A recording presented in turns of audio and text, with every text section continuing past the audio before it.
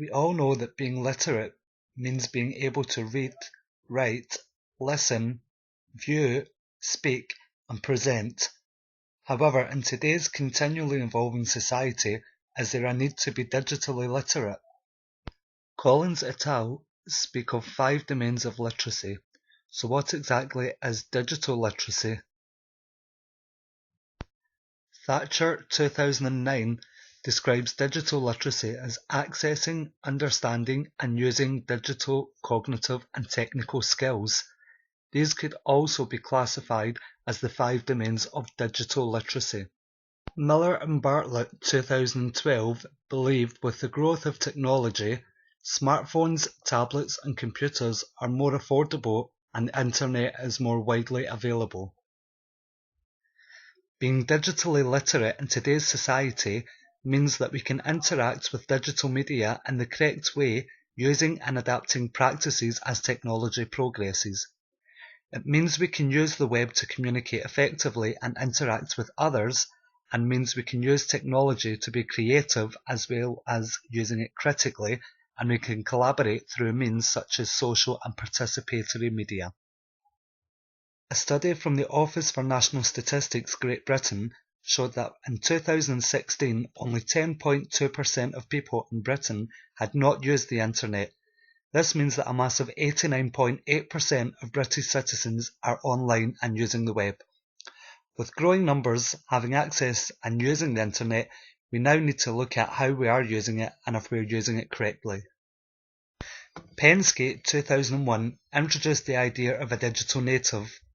He describes a digital native as the generation who have grown up surrounded by technology and who can adapt to the developments of technology. Penske believes that people born after 1980 are digital natives. However, I disagree, as I have grown up around technology and I can't always adapt to changes. There are many websites and computer programs that I cannot use. Small and Vorgan 2009 identify 9 facts about digital natives that we will recognize in today's children. Some of these are 30% of kids aged 3 to 6 have a TV in their bedroom, 90% of children play video games, 20% of children meet clinical standards for addiction to the internet, and many children are bored by traditional lectures within the classroom.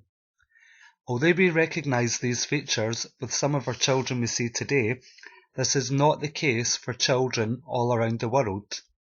There are many factors which can prevent children from becoming a digital native.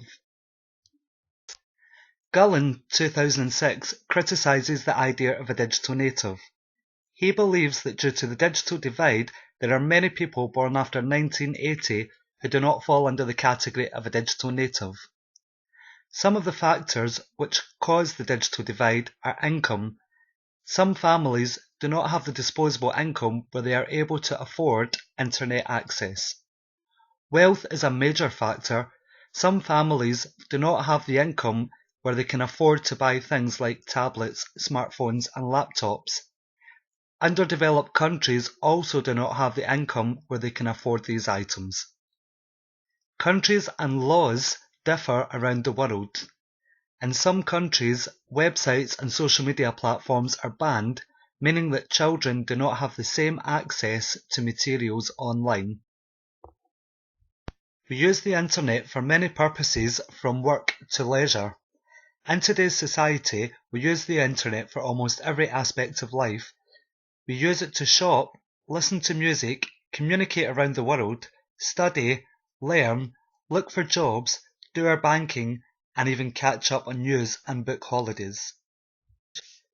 Due to the increased usage of internet, Greenslade 2009 investigated the trends of how we use the internet and how it is reflected in society. Consumers blame the closure of many shops on online shopping, saying that there are so many people shopping online that the shops are becoming quieter and quieter. Banks are blaming the closure of branches due to the increase of people using internet banking. Music producers blame the decline in CD sales on downloads, which have increased dramatically over the past 10 years. Newspaper sales have also fallen For example, the Daily Mail has fallen as much as 55% and the Daily Express has fallen 33.7% due to online news being ready and accessible constantly and live. Using the internet has many advantages. As a user of the internet, we need to use decoding skills in order to understand and interpret what we are reading and how we are going to respond to it, whether we're using a hashtag, comment stream, blog post, or just reading for our own interest.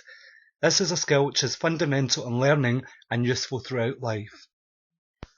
Although this is a great skill to develop, how can we make sure that we are developing it and not just using it? The European Kids Online Survey 2012 surveyed 25,000 children and showed that only 20% had showed development of decoding skills. Bluex 2014 also found that although children could confidently use social media, only a small percentage could carry out successful online searches. A large focus in schools today is collaborative learning, which is defined by Bartlett et al. As students working in pairs or groups to achieve a shared or learning goal. There are many online tools that make it so much easier to work collaboratively, such as Facebook Chat, WhatsApp, Skype, Twitter. These tools are all free and used daily by most internet users. Introducing such tools into the classroom would give the children the opportunity to use real-life tools and integrate them into their everyday learning. All of these social media applications mentioned are popular with both children and adults. They're a great tool to promote collaborative learning, but are we using them correctly and are we staying safe online? O'Keefe and Pearson define social media as a platform which allows social interaction and includes websites from Facebook down to gaming sites such as Club Penguin. If children are not being taught at school how to use these social media sites and how they can leave a digital footprint online or how their safety can be at risk, then how are they supposed to know? According to Mohorn 2007, not only children are putting themselves at risk, but so are adults who are not digitally literate. They're exposing themselves to other kinds of dangers such as fraud, email and virus scams. After extensive investigation into the importance of digital literacies and if I think they should be taught in schools, my answer is yes. Digital literacies not only learns us how to use the web, it also makes us aware of how we leave a digital footprint, how easy it is to find out information on people based on their digital footprint, the risks we face being in the digital world, and also how we can protect ourselves against these risks. With the world becoming more digitally orientated and the need to be online increasing, I think it's very important that children become responsible digital citizens by being digitally literate.